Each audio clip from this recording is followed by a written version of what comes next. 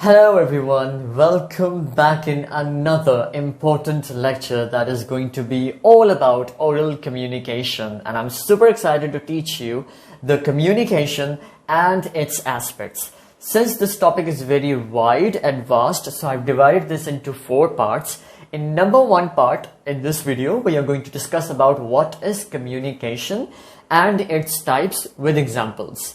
Alright, and in number 2 part, we are going to discuss about the process of communication, which is my favorite and very important. And in number 3 part, we are going to discuss about the barriers of communication, that what are the things that interfere in your communication when you are communicating anyone, and how to overcome them. Okay, the problems of communication, you can also say. And in part 4, which is going to be the last one, and it's going to be about the 7 C's of communication, that how can you use 7 C's in your communication, and what happens when you follow the rules of 7 C's of communication.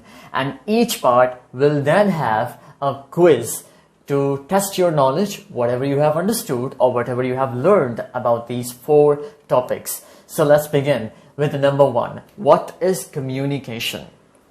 Communication, the simplest definition of communication, which I may tell you and which I may explain you. So is communication is a two-way process of transmitting and receiving information from one person to another or group. क्या मतलब हुआ इसका? Communication एक दो तरफा process है, एक दो तरफा प्रोसेस है, यानी कि आप कुछ इनपुट करते हो तो आपको आउटपुट भी मिलता है, right? It's like a ball which you throw the ball and then the ball comes back to you, right, and bounces back to you. So it's a two-way process. It's like a bus. एक stop से शुरू हुई थी, अपना travel start किया था उसने, और वो ट्रैवल करके फिर दोबारा से आ गई, right? So it's a transmission से निकला है. एंड ट्रांसमिशन जो कि आप टीवीज पे देख रहे होते हैं अक्सर वैसे टेलीविजन पे, राइट? अमेरिका में जो ट्रांसमिशन हो रही है वो यहाँ पे दिखाई जा रही है, राइट? जो पाकिस्तान में ट्रांसमिशन हो रही है वो पूरे वर्ल्ड के अंदर या फिर एटलीस्ट एशिया के अंदर दिखाई जा रही है. That's called transmission. और ट्रांसपोर्ट से निकला है, यानी कि कुछ चीज भेजना, right? And receiving, you all know that you are the receiver if you are a replier or you are replying to anyone. For example, आपने किसी से क्वेश्चन किया तो आपको फिर उसका जवाब भी आएगा. So it's like you are sending information and then you are receiving information. You are transmitting information and then you are receiving information. So it's like a two-way process.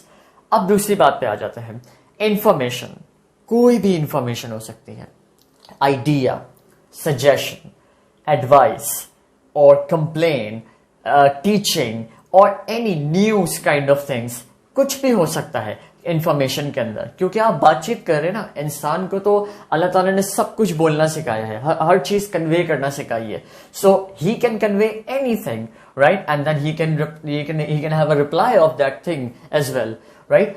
अब तीसरी बात पे आ जाते हैं जो कि लास्ट है, from one person to another, यानी कि एक शख्स दूसरे शख्स से भी बात कर सकता है, या तो फिर पाकिस्तान में बैठा हुआ शख्स पूरे वर्ल्ड से बात कर सकता है. For example, I am making this video and uploading on international forum, international platform, so that every person from every corner of the world, he और she can see it. So that's it means मैं भी communication कर रहा हूं ना, right? I'm also communicating. So that's the simplest definition of communication.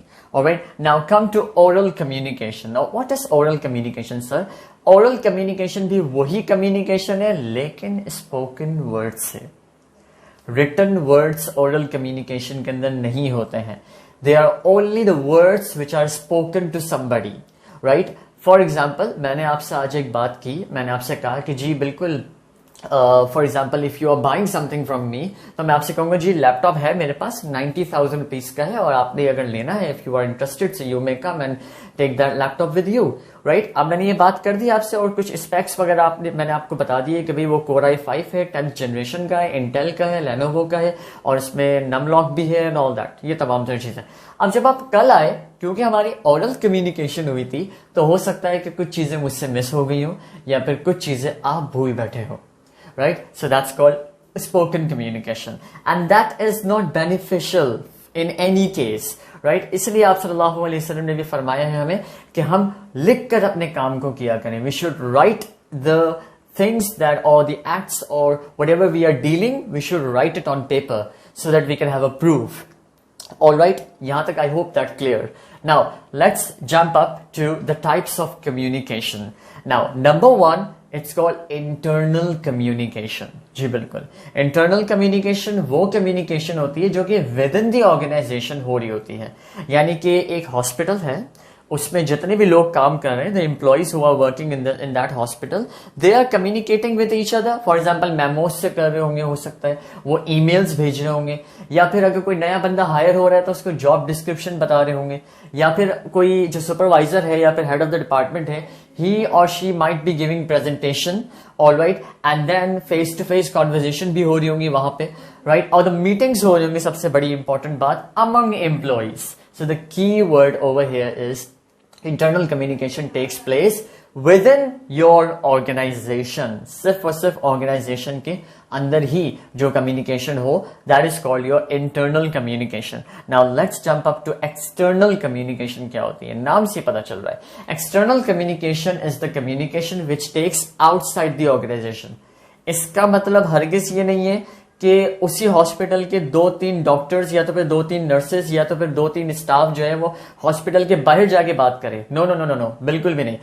Communication, external communication बेटे वो होती है जो कि मैं फॉर एग्जांपल उस हॉस्पिटल के अंदर काम करता हूं, राइट, एबीसी हॉस्पिटल का नाम है, और मैं लेटर भेज रहा हूं किसी और हॉस्पिटल को अबाउट एनी पेशेंट और अबाउट एनी डॉक्टर और अबाउट एनी नर्स, राइट, या फिर मेडिकल टेक्नीशियन या फिर ओटी टेक्नीशियन व्हाटसोएवर और the any kind of a person. तो मैं एक और ऑर्गेनाइजेशन से बात कर रहा हूं. सो that's called external communication, right. मैं किसी बाहर वाले से बात कर रहा हूं. विद इन द फैमिली मैं बात नहीं कर रहा, मैं किसी बाहर वाले से बात कर रहा हूं.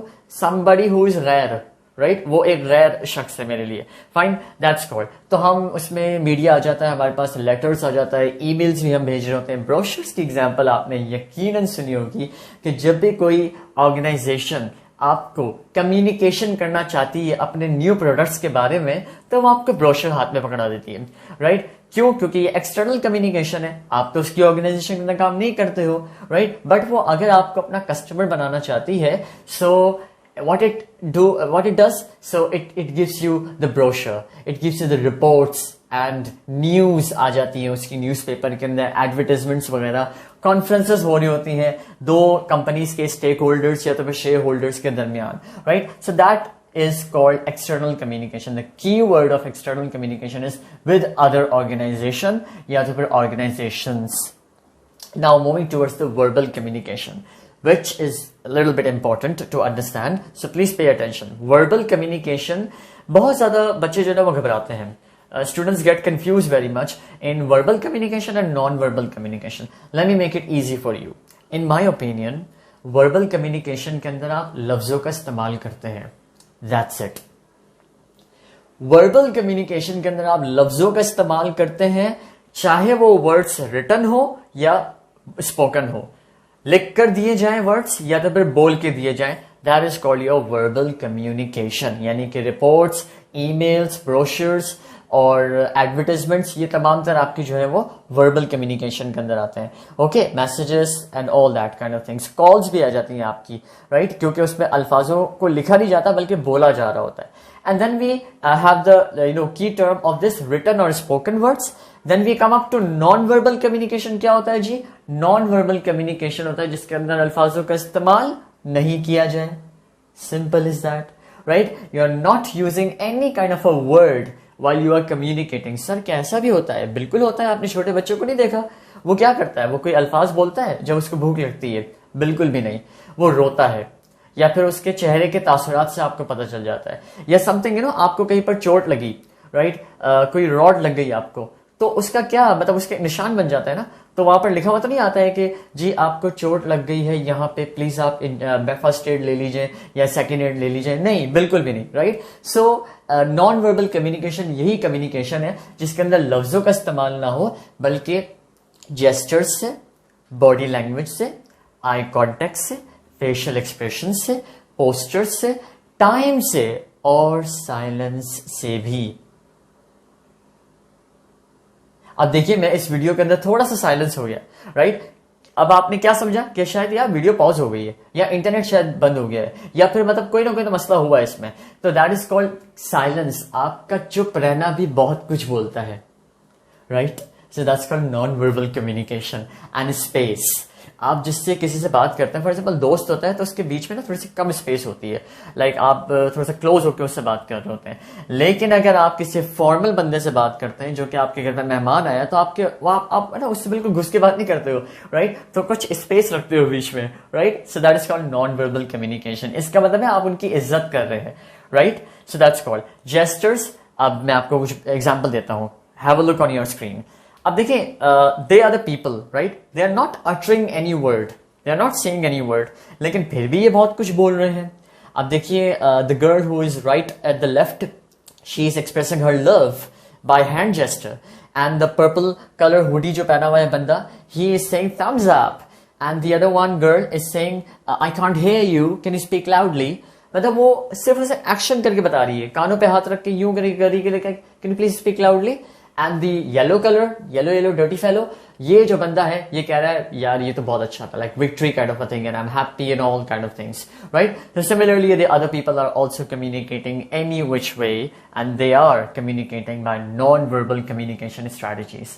Now let's have a look on examples of non-verbal communication. Can you see a lot of people on your screen? और इनके gestures देखिए, facial expressions, right?